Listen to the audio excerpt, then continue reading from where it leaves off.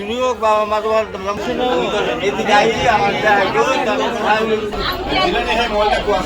আচ্ছা, চোর আলাল যে বললো যে গত রাত্রে আপনারে ফোন দিয়ে গত রাত্রে নাকি আপনি বলছেন তারে ফোন দিয়ে যে আজকে রাত্রে তো ঠান্ডা রাত, মানুষজন ঘুমাইবো, চুরি করতে বেরো না কেন?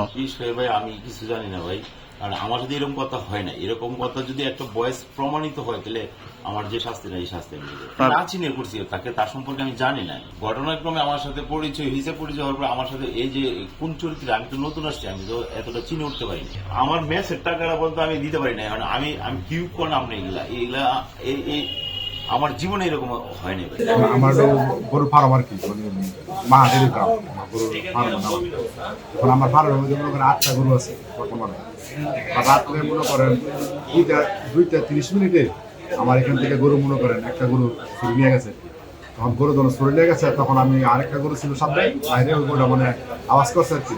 আওয়াজ করার পরে আমি সাথে সাথে উঠতে আমার বাড়ির লোক প্রক্রিয়া আছে সবাই নিয়ে একসাথে নিয়ে মানে গরু যে রাস্তা দিয়ে হাইটে গেছে, মানে হাঁটার চিহ্ন ধরিয়া আমরা মনে করেন যে প্রায় 1 কিলোমিটার উপরে গরুর বাড়ি।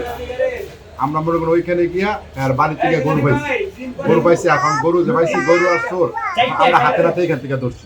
মানে ওর মোবাইল চেক করে যে পুলিশের নাম বা মেসেজ পাওয়া গেছে।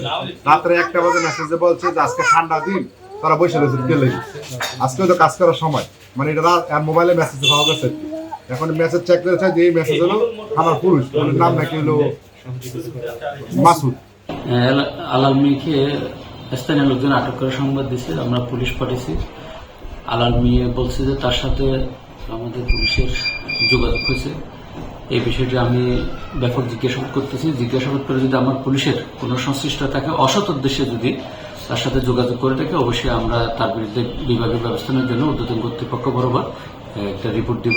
তার ব্যাপারে অবশ্যই ব্যবস্থা নেওয়া হবে। আমরা কোনো স্যাক্রিফাইস করবো না সে বিষয়ে।